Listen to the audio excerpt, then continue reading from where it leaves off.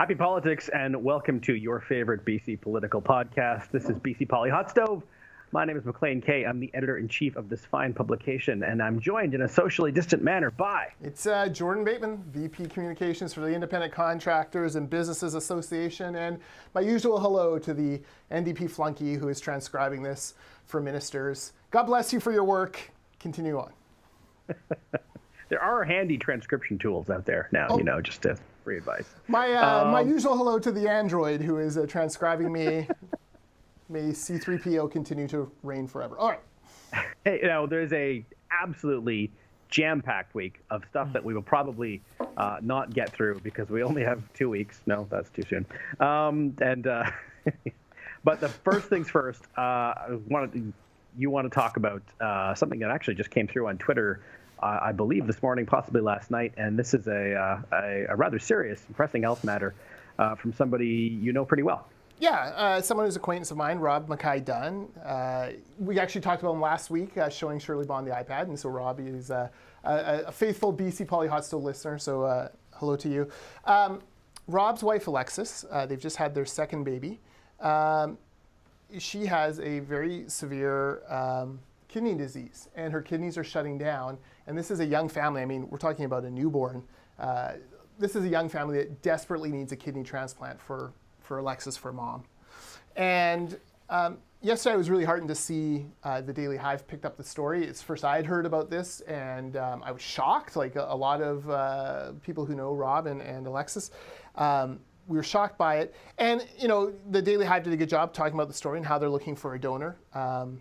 And apparently family donors aren't going to work out, so they're looking for someone who knows them. Here's what I want to say about this. Really great to see that article shared far and wide. Absolutely retweet for sure. Sharing the article is not the only thing that should be done, though. You need to do one more thing. You need to actually email the address in the article, donornurse@providencehealth.bc.ca. Let them know that you're interested in becoming Alexis's kidney donor, and find out more about the kidney donation program. They send you this very nice little PDF as to what is involved in kidney donation. They send you a quick like a little application form. They'll put you through a health questionnaire after that, and then you'll kind of work your way through. I've done it. It's highly unlikely I'm going to be a great match given my reliance on blood thinners and things like that. But hopefully, what a gift it would be to this family, to those two young children, to Robbie, to Alexis, to make sure that they're taken care of. So if you're out there, don't just retweet the article. That's not enough. You actually got to go. You got to send the email. We have to find this family, the donor they so desperately need. I mean, as you say, the reception, at least online, has been really encouraging, and it's a glimmer of hope for that family that really needs it. And let's hope that somebody out there who is watching or listening is saying, you know what? Yes, I am going to do that. This would be a wonderful thing I can do for not just one human being, but a whole family, small children. Yeah. And so, yeah, if you're out there, please go ahead and send that email. Yeah, please do it. So there you go. Again, the Daily Hive article, the email is at the very bottom of the story. Send that email. You can see it on my Twitter feed as well, @Jordan Bateman. The news of the week, my God, Jordan, we had a couple weeks there where, there was a couple stories, and we can, you and I can talk about any one story for half an hour, 45 minutes. But this week it is a target-rich environment. It's almost difficult to know where to start. I feel like we should start at the big news from yesterday, which was not so much the new COVID numbers, but the reaction to the way they were presented. We've heard this a number of times from Dr. Bonnie Henry and Health Minister Adrian Dix and people like that, which is 2 more weeks. We're asking you to do more than ever before. 2 more weeks. This is a critical time. Stop me if you've heard these things, and they're all true. But the problem is, as Justin McElroy of CBC and others have pointed out, there are a lot of people out there who are at their absolute limit for things they could conceivably do. I count myself among those. I can't stay in more than 24 hours a day. It's not possible. And who have also heard it's just 2 weeks a couple times now. And so, yeah, I think for the first time there was some pretty significant pushback No, I don't mean in a, let's go riot in the streets and roll around and have orgies in downtown Victoria and Vancouver. I just mean people saying, yeah, no, this isn't landing for me. And, maybe you guys should do more. Yeah. What are your thoughts? Well, I want to read you a tweet from Molly and Max, who replied to Keith Baldry's account of this. Bonnie Henry is asking us to do more, while our airports are a literal turnstile for other Canadians waltzing in to do skiing and snowboarding. It's like asking us to bail water with thimbles in a monsoon. I can't see my friends down the street, but Joe from Toronto can fly in and out. And, Molly is, she's absolutely right. Like, I listened to that press conference yesterday, and there are so many storylines going on now with COVID, with the NDP's handling of it, and frankly, for the first time with the PHO's handling of it, that it's starting to make us take a step back, and the halo is diminished. So I don't know where you want to start with this. We can talk about the 2 weeks thing, first of all, maybe. For those of us in Fraser Health in Vancouver, we've been living with this, these restrictions only for a couple of weeks since well before Christmas, since November. Late November. And, it was only going to be 2 months, and now I think all of us, all of our exhaustion, all of our bullshit emitters are going, no, it's not only 2 weeks. It reminds me of the greatest scene from 30 Rock, where Liz Lemon's dating a pilot played by Matt Damon. His name's Carol O'Connor, which is hilarious. But anyways, she's on a flight that he is flying, and she's so proud because her boyfriend's the pilot. And she goes to him. The crowd, though, the plane flight's been delayed for hours. It's starting to get messy. And so she goes to Carol, and she's like, what's the deal? Like, there's a frowny face on my Flight Watcher app, and you're saying it's only going to be half an hour. He's like, well, let me tell you a little secret here. Pilots will always tell you it's only going to be half an hour because most people can wait that long without, going crazy. But really, it's just a technique. Like, we have no idea how long it could be. It could be hours, but we're always going to say half an hour. This is where we are at. We are in the 30 Rock moment of this pandemic where it's just another 2 weeks, just another 2 weeks, just another 2 weeks. Now means, we know it means months. We know, and it's coming at a time where most people are looking at the numbers and going, geez, we were at like 800 cases a few weeks ago, and now we're down to 500. Given the fact we have schools in, given the fact that we're still going to work, given the fact that transit's running, given the fact that long-term care still isn't under control, and that's not my fault, that's the government's fault. Given all these different factors, is 500 that bad? Like, it's not great, but you're going, there's going to be a floor that we're never going to get below. And you wonder if that floor is 500 or 450. Like, without, taking kids out of school, without finally getting their heads around long-term care, and we can come back to that debacle in a minute, which is frankly disgusting and, anyways. Is 500 the floor? And so we look at it and go, okay, I've sacrificed Christmas. I've sacrificed this, that, the other thing. Like, you go down the list. I haven't seen my kid play a hockey game in weeks. Some parents haven't seen their kids play a hockey game all season. Just pull apart all the things that we've sacrificed. My daughter's not getting a grad this year. The grads from last year didn't get a grad last year, and we were told this was a one-off. People are fed up and frustrated, and they keep going back to the same communications the same communications messaging, which we're sick and bloody tired of because the people who listen to the things, and God bless Jody Vance, she listens every day. You've already convinced the Jody Vances of the world. You've already convinced them. You got to convince the people beyond that. The very small minority of people who aren't following the rules, you've got to find a way to reach them, or you've got to change the way that you're governing this thing. You've got to shut down airports. You've got to shut down flights. You've got to keep people out of Whistler. Don't blame the people who for months have been following the rules. This is the frustration that is boiling now in this province. You see it in the very few things where people can still kind of talk to each other from a distance, maybe picking up a kid from school or, accidentally running into someone on a walk. It's bubbling, it's percolating, and I hadn't seen Twitter this edgy, and part of it is the Canucks are losing. I've seen Twitter edgy before on the Canucks. Packers Twitter this week is a mess. Yes. I've never seen... Jordan was already on edge. Yeah, I've never seen Dr. Bonnie Twitter like this. Yeah. And, They've got to change the way they're communicating. And they have to lead by example. You want us to do more? You friggin' do more. You're the ones who are in control of what's going on in long-term care. Get the rapid tests in there. Get these people vaccinated properly. Now you're extending vaccinations to 42 days for the second dose. There's no other jurisdiction on earth doing that. It's a huge concern. And if this stuff doesn't work in 42 days or doesn't show up, which, by the way, we knew last week it wasn't going to show up, and you still rolled out your fake plan on Friday. There's a lot of stuff percolating under the surface here. We got to do better. And I'm now more convinced than ever. The spring, we were lucky. We were luckier than we were good. And that there is a floor that has been established here. And I don't know how we get beneath it. Like, what more can we give? Yeah, well, I mean, you're right. And there's a lot to unpack there. I want to kind of look at the 2 weeks thing first as one component, and that because I've had some conversations with people that I know and respect who have take the other view and say that for them the 2 weeks, or even just it doesn't have to be 2 weeks, but digestible components that don't have some nebulous far off distance end point, it helps them. And to them I say that's great, and I'm genuinely happy for you. I mean that.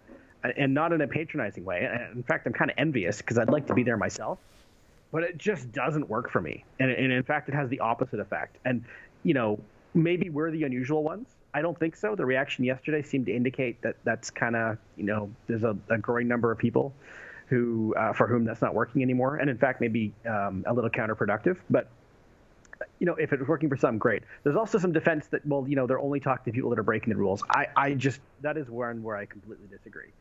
They're not talking to people who are breaking the rules.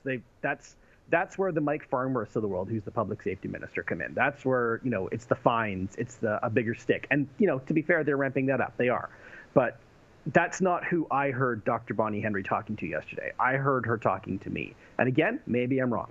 I interpreted it as you who have done so much must continue to do even more. Yep. For 2 more weeks, which we don't believe. Now, again, this isn't a criticism of Dr. Henry. It actually isn't. It's just that is how I interpreted those remarks. It's tough. And I've also heard some pushback that's saying, you mentioned the flights. Well, the province can't do that. That doesn't mean you can't be frustrated. That doesn't mean, yes, John Horgan can't close the borders, apparently, given the advice he's been given. That doesn't mean you can't be frustrated watching people from Toronto coming into Whistler. That doesn't mean you can't be frustrated at the stories I've heard here in Victoria of, wealthy people who I won't name because I don't want to be sued, hosting parties with people from Hollywood here in Victoria. Of course that drives me crazy because I can't leave these walls that you're seeing every day.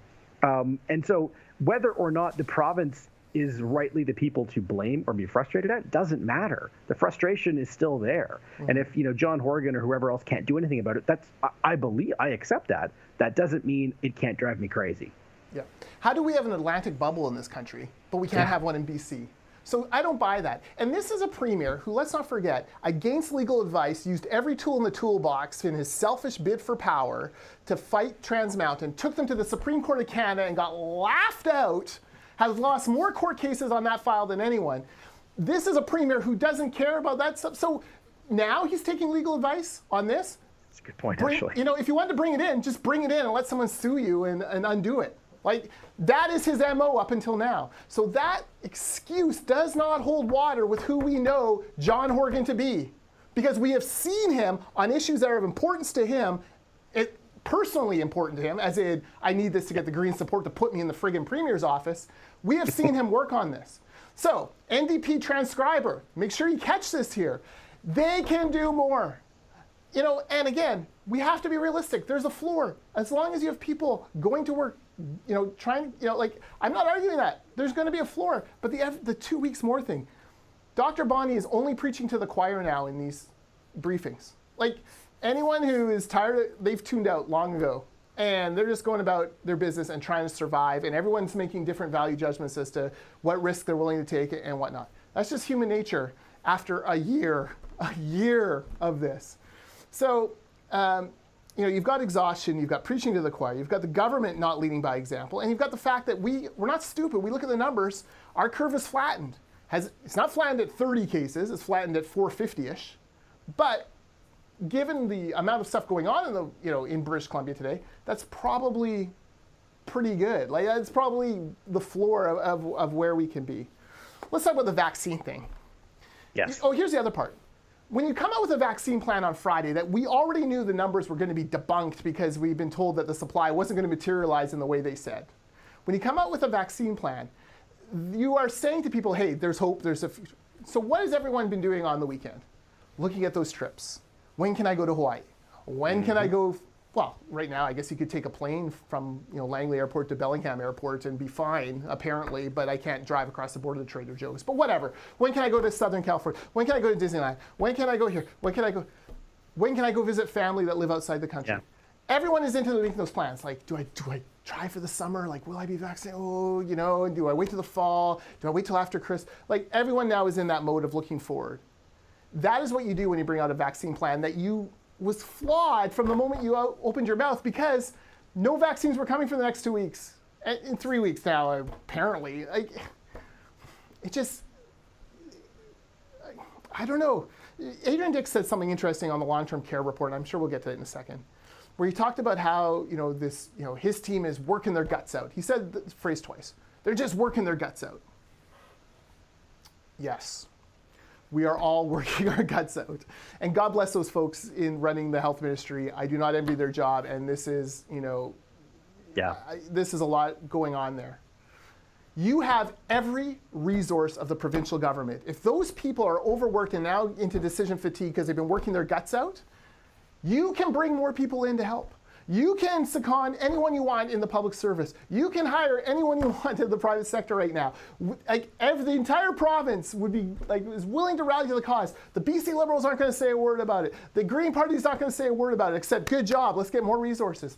If your guys are that tired and exhausted and now into decision fatigue and they're not making the right calls, get them more resources. I don't know. This. I go up and down in these news conferences. Sometimes I'm fine with them. Sometimes I'm, an eyebrow raised here and there.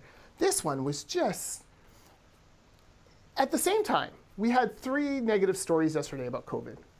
The vaccine's not coming as they said. Mm-hmm. The long-term care report. Mm-hmm. And, you expected reporters to hone in on both of those with their one question and one follow-up, which is still a ridiculous way to be, interacting with the media at this point. Then they come out with this third kind of statement, like we all have to do more. And if Dr. Bonnie was a politician, I would be like, oh, this is classic, distraction, put a sparkly thing in the thing to, take all the heat off what you're going to face for these 2 other bad issues. But I don't actually believe Dr. Bonnie is that political because, frankly, I think there'd be a different form of communication going on if she was. And so, but all of a sudden, there's 3 competing storylines yesterday. A media that is also, overwhelmed and trying to get stories and trying to work through this stuff. It's just, I don't know. It is so frustrating. What was the third story? Do you mean the guy who went up to the Yukon? Well, there's a 4th story then. The guy who went to the Yukon. So you got vaccine rollouts failing. You got the guy who went to the Yukon, which is a stupid story and disgusting, and throw the book at him. You don't mean stupid story, you mean it was a stupid thing. Oh, he's stupid. Yeah, it was worth reporting. It was absolutely worth reporting and disgusting. And, there's going to be consequences and they deserve what they get. You had the long-term care report being, coming in pre-election and, Adrian Dix with some very implausible discussion on that we can come back to. And now you have just 2 more weeks. I just need you for 2 more weeks. That is a lot for, when Vaughn Palmer only gets 1 question, 1 follow-up, and Shaw only gets a question and follow-up, and Zussman and Bernardo and the dream team of the press gallery only get 1 question, 1 follow-up. Those are a lot of strings to be pulling at, and I don't know.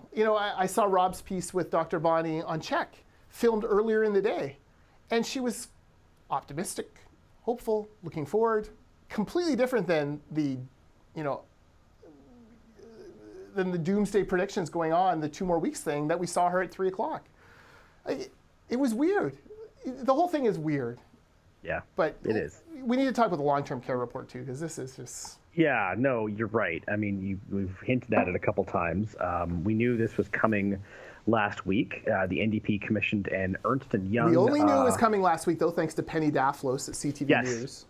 Absolutely, and that's a proper shout out because it was Penny's hard work that unearthed this and then forced it to be released yesterday.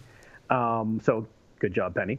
And, at the time, where do you even begin on this one? This was commissioned and was delivered, I guess, 2 days before the snap election in October. It's not a great report from the provincial government's point of view.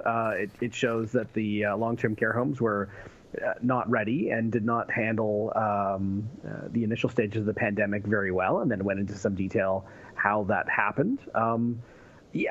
I can certainly understand why they would not wanted that out in circulation during the provincial election, especially when the narrative was, we've done a really good job handling this pandemic, and you need to give us a blank check for the next 4 years to keep handling this pandemic. So, politically, right move. Yeah. But then, putting it in the memory hole for months, and, God knows if it would ever have seen the light of day if were it not for Penny Daflos. But yeah, Adrian Dix won some praise on Friday for saying, it was a mistake not to release this, and that's on me. And, good on him for admitting it. But, man, now that it's out, the timing and not releasing it and hiding it before the election just looks, ugly. Let's talk about a few things. I read somewhere 2/3 or 3/4 of the deaths in Canada from COVID have been connected somehow to long-term care homes. Yeah. So whether it's 67% or 80%, it doesn't really matter. We instinctively, we know from anecdotal, from following the numbers here, that a vast majority of these deaths are connected to long-term care homes. And we know that the second wave has been absolutely crushing in long-term care homes. You have a report that the government gets their hold of during the election campaign. And here's the problem I have with Adrian Dix's contention that he didn't see this report until 10 days ago. This is the MLA cited by every member of his caucus, his premier, his cabinet, every member of the opposition caucus, Shirley Bond, the leader of the opposition, and by the Green Party as being the single minister who is most on top of his files, who knows everything about the bureaucracy within his thing, who can stand in estimates and answer every question off the top of his head without having to rely on his, bureaucrats within the House. He is Mr. Detail, Dr. Detail, Adrian Dix. He didn't know this report existed until 10 days ago? Does that Or at least hadn't read it, yeah. Or he hadn't read it? That seems so implausible, and it does not fit with the man that we have come to know during this past year. It fits with the political operative who lost the 2013 election. It fits with the guy who worked for the NDP in the 90s. It does not fit with Dr. Details that we know now. So there's a sticking point there. And you can bet the press gallery is kind of thinking about it. You can bet Von Palmer is sort of ruminating like, hold up, Dr. Detail who knows everything about everything and can answer these questions, didn't know about this? And they're going to start pulling the thread of the sweater, and maybe it'll unravel. I want to read to you, there's the other thing. Norm Spector, God bless him, has been tweeting day and night about the second wave and the election call and how, it is, these deaths are, can be, indirectly linked to the election call. And he has taken a beating from virtually every reporter out there saying, well, the numbers are the same as Ontario, the numbers are the same as Alberta, and they didn't have an election. Our numbers are worse than Ontario and Alberta per capita, by the way. But, let's continue to cling to the myth from last spring. Norm Spector has been proven right, again, which is why you never bet against Norm Spector. I'm going to read to you this news release from the BC Care Providers Association. The public release of the E&Y report, which was filed on the eve of Election Day and therefore was not acted upon in a timely fashion, should not have been delayed until late January. Taking action on recommendations provided in these reports could have mitigated some of the impacts of the current wave of the pandemic. So guess what? The election did matter. And adding to, while, it was an election, the politicians were out campaigning, there wasn't a hell of a lot of campaigning being done by the individuals, certainly not by Adrian Dix in a very safe riding. He was still health minister during that time. And he was still receiving briefings from time to time because he would tweet out COVID numbers. COVID numbers at the same time or very close to the same time as when they were coming out from the ministry. So he was clearly getting briefings. So, did a bureaucrat make the decision to bury this? And then even when he came back in, anything he missed, you got to bet there were binders of stuff like, well, Minister, you missed this, catch up. This wasn't in it. You have the care providers saying we could have made changes based on this that would have saved lives. The election, therefore, costs lives.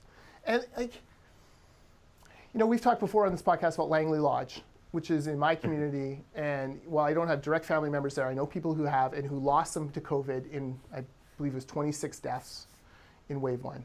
Little Mountain. There's so many long-term care homes that I've seen just shred their clients, the people who live there, the residents, their staff. And we could have done more. And I don't think anyone's asking for perfection. I don't know if that's possible in this situation, but to get a report during an election campaign, to bury it before election day, to get reelected with a majority based on the fact that you handled this so well, and now here we are in the second wave, and it's incredibly disappointing.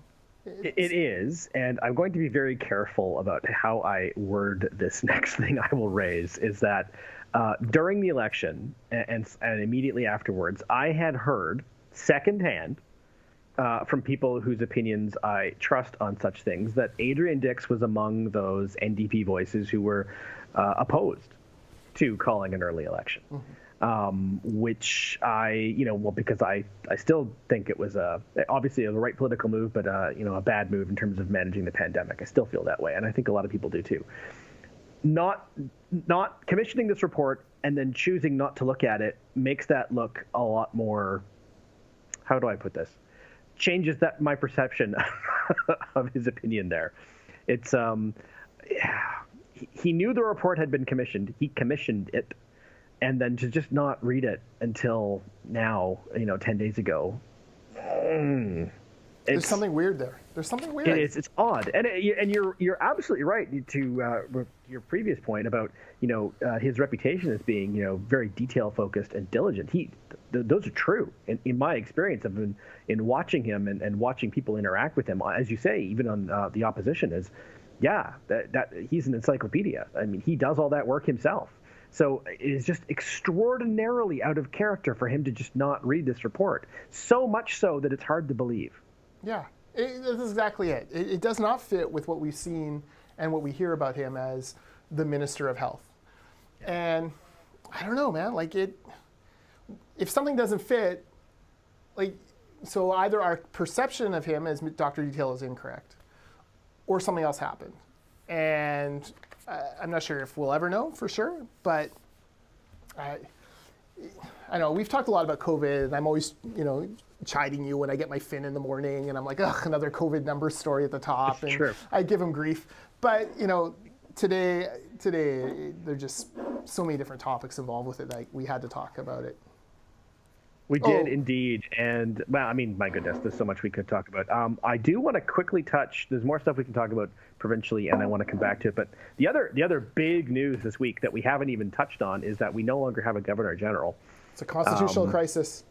Yes, Julie Payette resigned immediately after a report looking into the alleged toxic work environment at Rideau Hall came out, and not only did she resign, her principal secretary and longtime friend did as well. This is notable because there were a number of red flags that had been public for quite some time about how apparently she's been terrible to work for. I want to say the Montreal Science Center. And, one of the first things that Justin Trudeau did upon forming government was dissolve a nonpartisan commission that had been set up explicitly to find appropriate candidates for the governor general and vet them. And he rushed in Julie Payette because, she was a woman. She was an astronaut, and she's a francophone. It was too good to be true. And it was too good to be true. And here we are today. Yeah, listen, Trudeau sees these kind of ceremonial posts, I think, as aspirational appointees. I'm going to appoint someone that, kids can look up to. In this case, young girls can look up to Julie Payette and do their STEM and get their engineering degree and go to space and end up governor general. I don't know. But, okay, it's an aspirational, this is the kind of person who personifies, the Canadian dream, not to rip off our neighbors to the south. That's great. That's fine. Governor general, to me, whatever. There's people to advise you on the very rare occasions where something a controversial decision has to be made. The problem with that is you can appoint people to be the role model, the aspirational, but you got to do your homework on them. And very clearly, they did not do the homework on this candidate, on this individual, and now they're paying for it. One would hope they've learned from that lesson, and in future appointments, they're going to have done their homework on it, on them, and find the right fit. So, it was a weird week in Ottawa, right? Because you had Payette step down, you had Derek Sloan officially thrown out of caucus, which is absolutely the right call by Aaron O'Toole and the CPC. And then you had Ramesh Sangha, who is the Brampton Centre MP, first elected in 2015, a federal Liberal, kicked out of Liberal caucus because of some wild remarks he made on a podcast about two federal Liberal cabinet ministers. So, I don't know what's going on in Ottawa right now, but changes in the air, perhaps. Really interesting to see all these different pieces on different sides. That said, anytime Justin Trudeau needs a governor general, I am willing to serve. You can tweet me at Jordan Bateman. How's your French? My French is un peu, but I'm willing to learn. Willing to learn. Je m'appelle discothèque. Où est la salle de bain? So these are the important phrases I know. It's a good start. It's a good start. Anyways, so you're saying I'm not? Okay, well, Maclean's shattered my dream. But yeah, some people are like, oh, we don't need a governor general. Well, they do constitutionally perform an important role, and they're linked to the crown. Yeah. Not sure. I fully not sure if I understand Prime Minister Trudeau phoned Her Majesty, had a phone call with Her Majesty about this. Not sure that would have been a great call to make. I'm thinking that's not a call. I just don't want to disappoint the Queen. I watched 3 seasons of The Crown now. It seems like she can hold a grudge. She brought Winston Churchill and Maggie Thatcher to heel. So what could she do to me? But I guess we all wait with bated breath. Who will be our next Governor General? Yeah, I just don't want to be embarrassed. The Governor General before Julie Payette, David Johnston, I think everyone agrees, at the very least, did not embarrass Canada. It sounds like he was a decent human being, and he kind of saw his role as more sort of, ceremonial and, staying out of the headlines, that kind of thing. Julie Payette, yeah, she didn't want to do a lot of the roles and responsibilities associated with the job. And even in the beginning, where she insisted on wearing her NASA insignia rather than, some of the gear that comes with the role and the crown, which is odd because it's a U.S. government agency and she's the head of state of Canada. And, it's one of those things that, taken in a vacuum, no pun intended, because she's an astronaut, not a big deal, but all together, it was one of those, she clearly didn't want the job as it's described. She wanted the role and I'm sure the money and the admiration, but it's a bad fit. And, this is how she's going to be remembered now, which is a real shame because everything you said before is true. She's been to space. Yeah. They don't just give that away. So is Homer Simpson, though. Yeah, that's true. She is an incredibly high achiever. Again, no pun intended. Yeah. But yeah, it's a shame that this is how she's going to go down in history for the most part. Yes. Let me put in a word for Janet Austin, the Lieutenant Governor of British Columbia, who I would like to propose be promoted to Governor General. I'm not sure. She is excellent. Vice Regal McDuff, her dog's Instagram account is mucho Instagram dog content. Love it. So Janet Austin, former boss of my wife, YWCA Vancouver, she would not have embarrassed Canada like this. Oh. Very, very kind, very gentle, wonderful to get along with. Everyone loves her. So let's just promote Janet Austin to Governor General. # Janet Austin for Gigi. Yeah, might have to rename McDuff, Vice Regal Le Chien or something like that, but that's fine.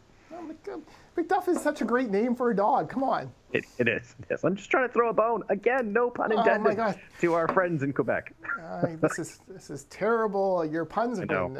I'm surprised you didn't say that Trudeau threw out the airlock, things like that. You just behave yourself. Ouch.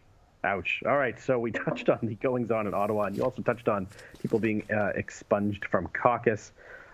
You wanted to also talk about small business in this province, which, it's continuing to hurt. Yeah, just one minor thing on the COVID thing. The small business program, it's not minor for those companies that are desperate for it. It's a $300 million fund that was set up months and months ago. You may recall it wasn't going to be affected by the election, but clearly it was.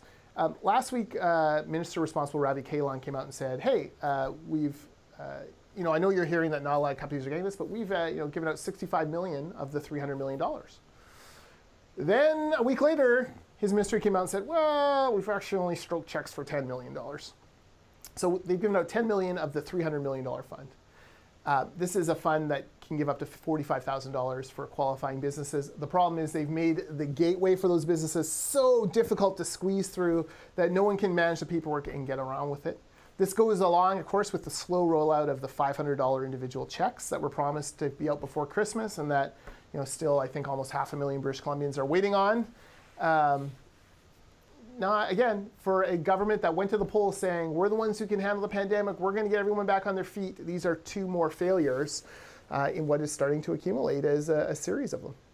Yeah, Rob Shaw wrote about this for the Orca and how difficult it's been for businesses to find a program that they qualify for. They're very tightly prescribed, and also the application process is apparently quite Byzantine. And so it's you just said it. $10 million have been written in terms of checks out of 300. It's been months. Hopefully that pace can pick up. Nobody wants to see that program fail. No, and small businesses are on their knees, especially tourism ones, which I think small businesses get 30 grand, but if you're in tourism, you can get 45. If this money was easy to get, they'd have gotten it, right? They would have found a way to get it. No one's turning down $45,000, in the tourism industry that's reeling right now. Do better. Government, take a breath. You've got to do better. This is starting to spin out of control when it comes to all these different pieces of the COVID response. Yeah. And the last piece we should touch on, and speaking of doing better, when you have a fourth down, okay, near the goal line, get out of here, shut up. You need 2 scores to beat Tom Brady. Where was your team? Don't pick a field goal. Where was and your team, Maclean? Where was your team on Sunday? Just so I'm clear. Oh, they were terrible. My team season ended pretty much the moment after we kicked off. Yes. But it's you know what? It's tough. It's hard to see as great a competitor as Aaron Rodgers.